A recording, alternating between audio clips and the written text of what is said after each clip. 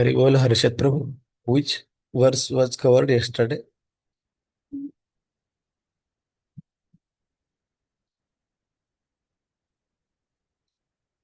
Harshad Prabhu.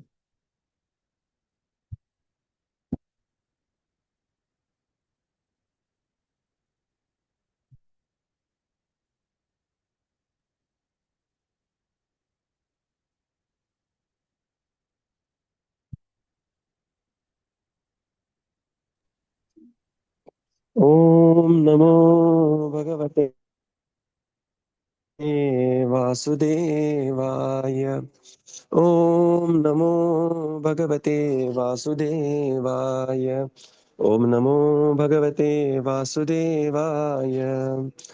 नारायणं नमस्कृत्य नरं चैव नरोत्तमं देवीं सरस्वतीं व्यासं ततो जायमुदीरयेत्।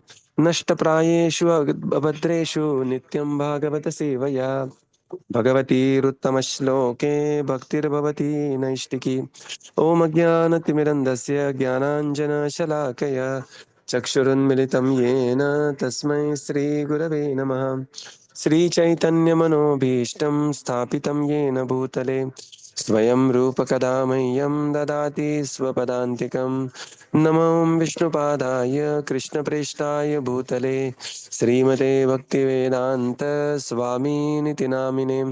नमस्ते सरस्वते देवे गौरवाणी प्रचारिणे निर्विशेष शून्यवादी पाश्चात्य जय श्री कृष्ण चैतन्य प्रभो नित्यानंद श्री अद्वैत गदाधर श्रीवासादि गौर भक्तवृंद। हरे कृष्णा कृष्णा कृष्णा हरे हरे, हरे Ram Ram Ram Hare Hare. Hare Krishna, reading from Srimad Bhagavatam. By His Divine Grace, A.C. Bhaktivedanta Swami Srila Prabhupada ki jai. We are reading from Canto 4, Chapter 27, that is, attack by Chandavega on the city of Puranjan.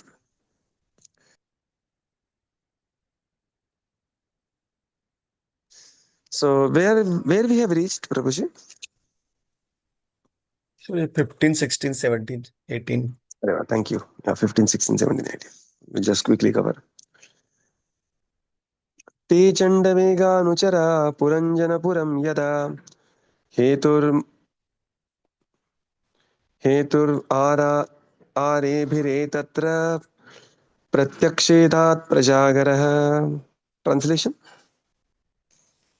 When King Gandharva Raj Chandavega and his followers began to plunder the city of Puranjan, a snake with 5 hoods began to defend the city. Yeah, Should I so here continue it reading the is. purport also? No, purport we have covered now, so I will just see some salient points in purport. So this Chandavega, the Gandharvaraj, Chandavega, he began to attack the city and began to plunder the city of Puranjan.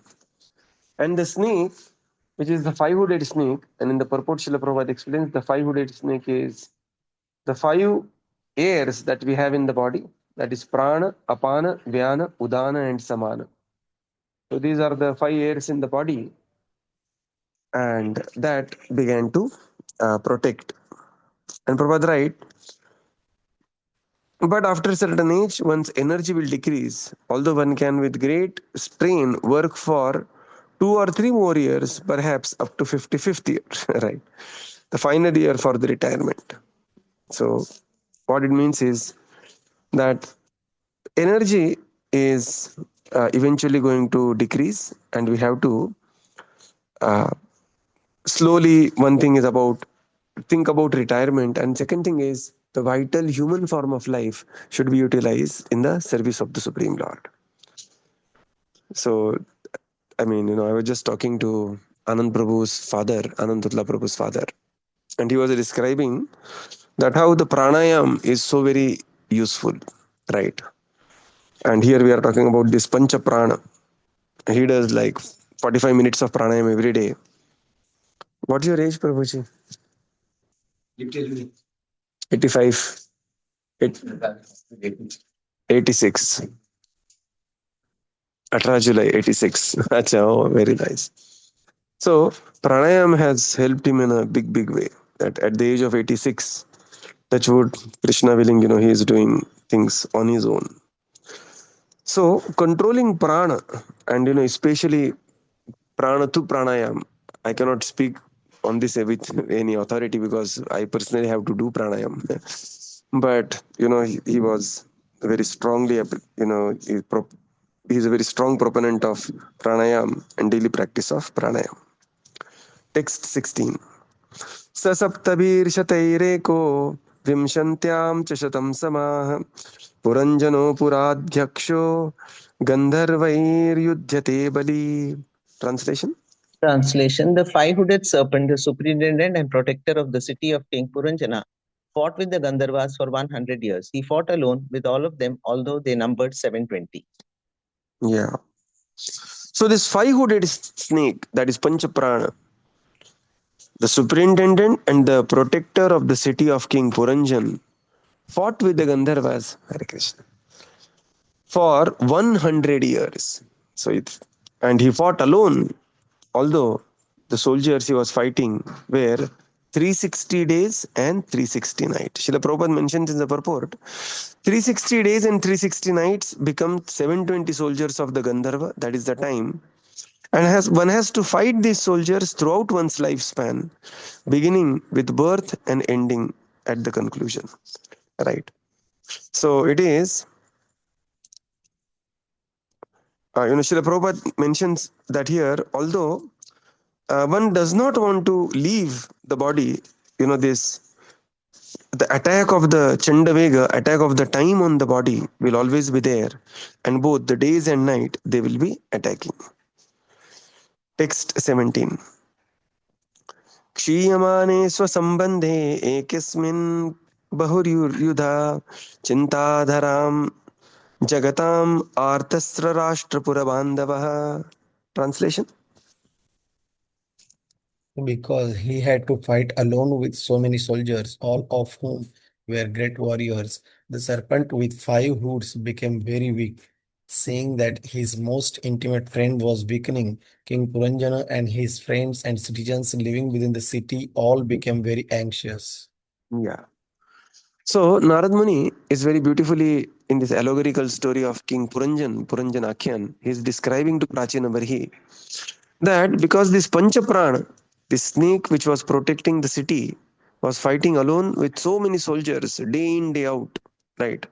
The serpent with the five hoods became very weak. And seeing this kind of a very delicate condition and their most trusted friend becoming weak, King Puranjan and all the citizens became very anxious. In the purport, Srila Prabhupada explains that the living entity resides within the body and struggles for existence with the limbs of the body. And as we age, what happens is that all the limbs will lose their potency to perform the activities. And therefore, it is important that while we can, we should. Right? While the body is in the good shape, while the body is in the good form, because bhakti is defined as rishikena rishikesha sevanam bhakti ruchyate. While we have the ability to chant, we should chant. While we have ability to perform the yoga, the spiritual activities, we should perform the yoga, because eventually this ability is going to be stripped away. And Prabhupada says that, and one should not perform these activities just for the external gains, but actually one should look for the ultimate gain, and that is the ultimate swartha. Nate vidu swartha gatim hi Vishnu. Text 18. स एव पूर्यां मधुभृकः पाञ्चालेषु स्वपार्षदैः नृपनीतं बलिं गृह्णन् स्त्रीजितो नाद्विविद् भयम्. Translation. King Puranjana collected taxes in the city known as Panchala, and thus was able to engage in sensual indulgence. Being completely under the control of women, he could not understand that his life was passing away and that he was reaching the point of death. Hare Krishna. Yes. So the King Puranjan, he was collecting taxes. So, we will see what Srila Prabhupada describes about collecting taxes later. And he was leading a life of complete indulgence. And because he was under the control of indulgence, he did not realize how the time was passing away. So, this is the plight of King Puranjan, that he did not realize how the time, in the purport Srila Prabhupada explains, in Kali Yuga, the government men, they will be collecting taxes. And in fact, Kali Yuga is known for tax indulgence.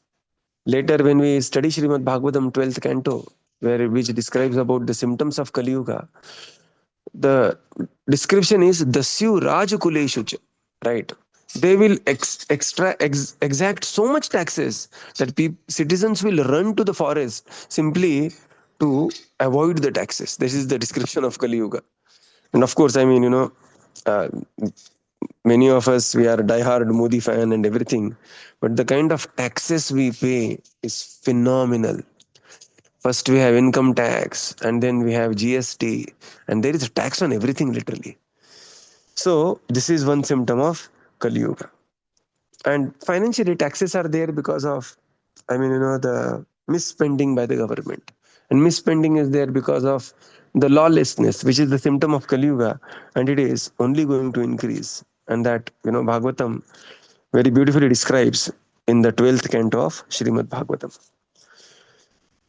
Prabhupada writes, such irresponsible politicians forget that when they take tax from the citizens, they become responsible for, and they are binding themselves with karma. So, of course, we have now better government, good government, but still, taxes is reality of Kali Yuga, and Prabhupada describes about this. And another description Srila Prabhupada writes here is that indulgence, when one is into indulgence, one will not keep the track of one's time. Previously, we have seen life of Kardama Muni, that because Kardama Muni was enjoying the senses, he was unaware that how the time was passing. And we also realize, right? Suddenly we realize, oh, somebody calls us chacha, kaka, auntie. Then we realize our age. Generally, we think we are ever youthful. Why we think like that? Because that is the nature of the Atman, Anandamayo Adhyasat. But the time imperceptibly keeps on moving, and we have to be spiritually attentive of this movement of the time, which is in this chapter called as Chandavega or Prachandavega. Text 19. So these till 18 we had covered yesterday, Prabhuji, right? Yes, Prabhu. So 19 we'll go ahead with regular reading. Yes. कालस्य दुहिता काचे त्रिलोकिं वरमिच्छति पर्यटन्ति च बहिर्मश्वन् प्रत्यनन्दन akathan. Translation?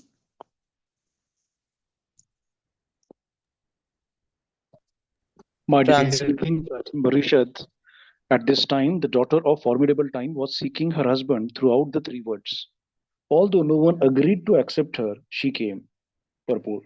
In due course of time, when the body becomes old and practically invalid, it is subject to jara, the sufferings of old age.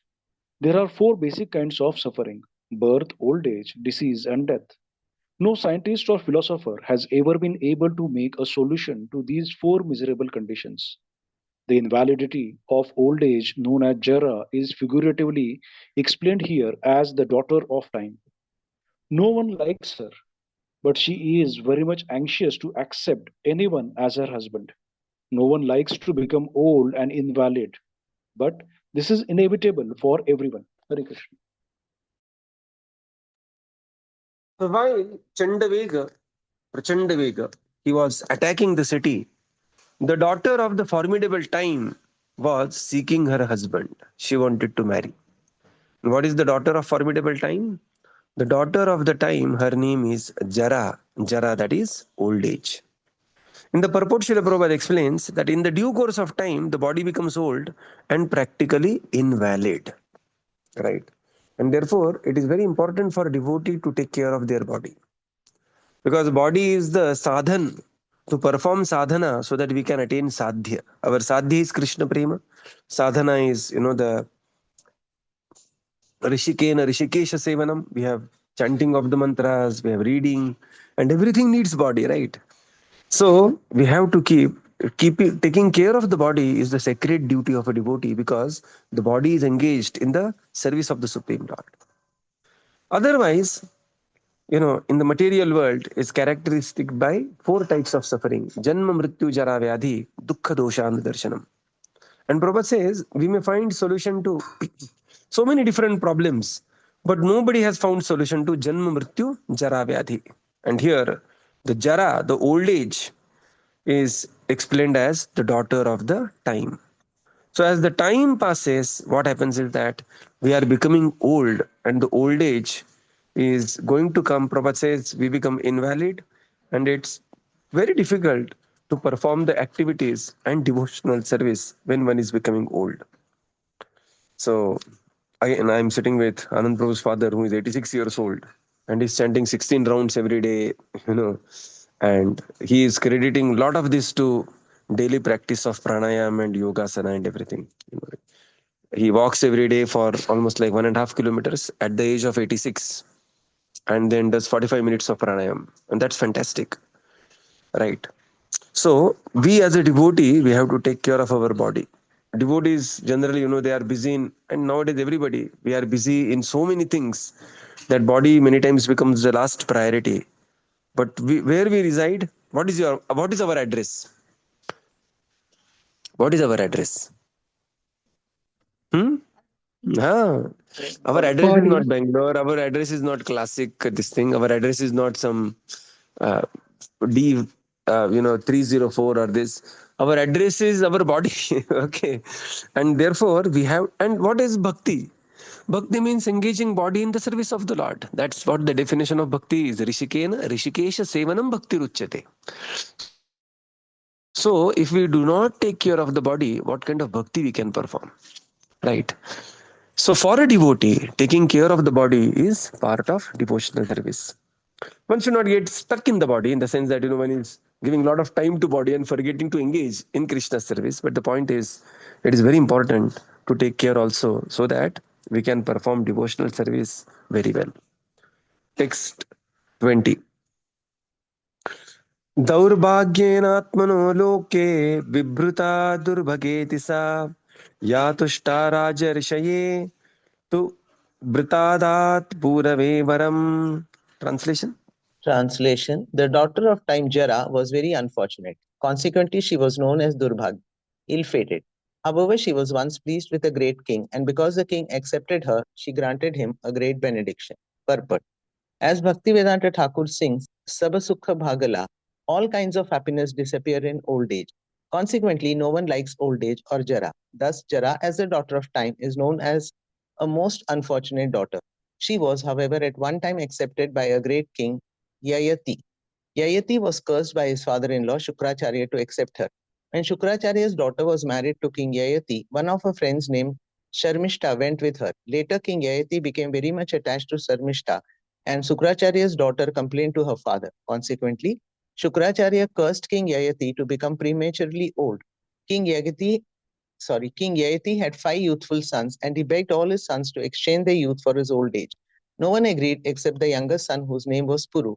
Upon accepting Yayati's old age, Puru was given the kingdom. It is said that 2 of Yayati's other sons, being disobedient to the father, were given kingdoms outside of India, most probably Turkey and Greece. The purport is that one can accumulate wealth and all kinds of material opulences, but during old age one cannot enjoy them.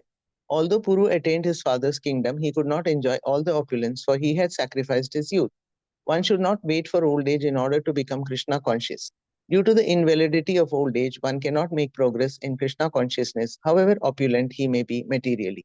Hare Krishna.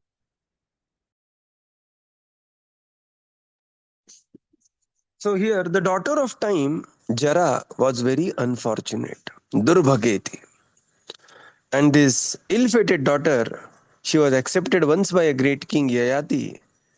And the king accepted, and she granted him benediction. 21. contradictions. In the purport, Srila Prabhupada describes Bhaktivinoda Thakur, who says, Sab sukha bhagala.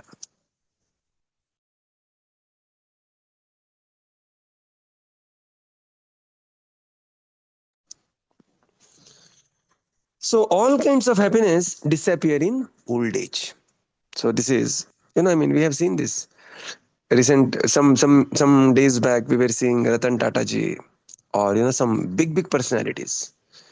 But the old age is such that people are simply happy if the body is in shape. And people may have a big opulences, but people are happy with the basic things, and therefore all kinds of happiness disappear in old age.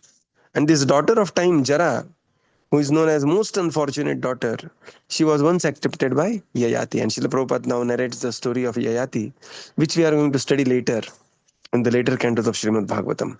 So Yayati, King Yayati was a very powerful king, and he married Devayani, who is the daughter of Shukracharya.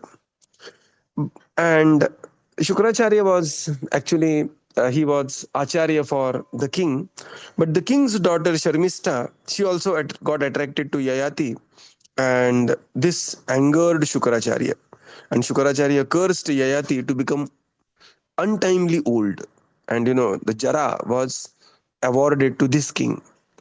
And then later Yayati, then Shukracharya realized, although I have cursed my son-in-law, but it's actually a curse to my daughter also. And then he said that this curse I cannot take it, but this curse can be transferred to somebody. And this Yayati, he was shamelessly begging to his sons, saying that, please, I have not yet gratified my senses. Please give your Yavan to me and take my old age. And he had the 5 sons. The first son was Yadu. And there is a description, Yadu flatly refused. Because Yadu was aware that in his dynasty, Yadavapati, Lord Krishna is going to appear. And he did not wanted to delay the appearance of Lord Krishna for the desires of Yayati. So Yadu said, no, sorry, sir. And other 2 sons, they also did not accept. But the youngest son, Puru, he accepted, and he became untimely old. And it is said that Puru, although he inherited the property from Yayati, he could not enjoy it because he was in old age. And these 2 other sons, they were driven out of India, and they became the kings of, Prabhupada writes, Turkey and the Greece. And this is how the Vedic culture just spread across.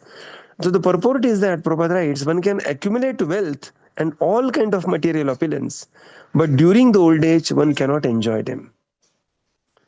So other connotation of this is, like Prahlad Maharaj explains this. Narad Muni explains to Prahlad, Bhogena punyam, kushalena papam. So one has to act age appropriate as one is going through life, right? When I was talking to Anuradha, she was saying one nice point. Anuradha is Anand Prabhu's daughter. She says, "Live the moment." Say, wow, that's a point. Live the moment. So, not instinctively live the moment. At the same time, what it means is that Prabhupada explains here that one should not wait for old age in order to become Krishna conscious. Sometimes, the spiritual life becomes the last priority. When everything is taken care, we will. But that should not happen, because in the old age, one is not able to making the best of the bad bargain. Jab jago tab sabera. Whenever we realize the importance of spiritual life, we should hold on to it tightly. Right. Text 21. Kadachit atmana sa brahmalokan mahim gatam vradre brahadvratam matu janati kama mohita. Translation. When I once came to this earth from Brahmaloka, the highest planetary system, the daughter of time wandering over the universe met me. Knowing me to be an avowed brahmachari, she became lusty and proposed that I accept her. Purport: the great sage Narada Muni was a Naishtik brahmachari. That is, he never had sensual life. He was consequently an evergreen youth. Old age Jara could not attack him. The invalidity of old age can overcome an ordinary man, but Narada Muni was different. Taking Narada Muni to be an ordinary man, the daughter of time confronted him with her lust desires. It requires great strength to resist a woman's attraction. It is difficult for old men, and what to speak of young. Those who live as brahmacharis must follow in the footsteps of the great sage Narada Muni, who never accepted the proposals of Jara. Those who are too much sensually addicted become victims of Jara, and very soon their lifespan is shortened. Without utilizing the human form of life for Krishna consciousness, the victims of Jara die very soon in this world. Yeah. So Narada Muni now says, once here I is, Narada Muni is narrating this story to Prachina Parishad. When I came to this earth from Brahmaloka, the highest planetary system, this daughter of time, Jara, she proposed me.